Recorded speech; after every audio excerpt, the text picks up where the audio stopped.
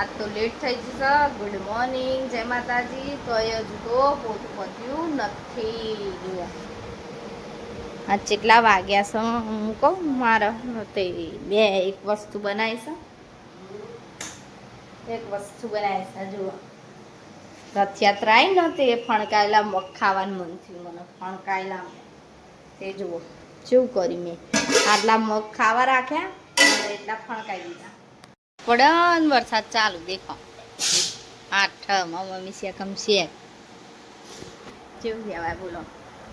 અને વહેલા વહેલા દાળ ભાત મેં કીધી બનાવતો હતો. ભાજી એકલી ભાજી શીતલ ને આવી છે તે કહું દાળ ભાત મેં દે આ દે.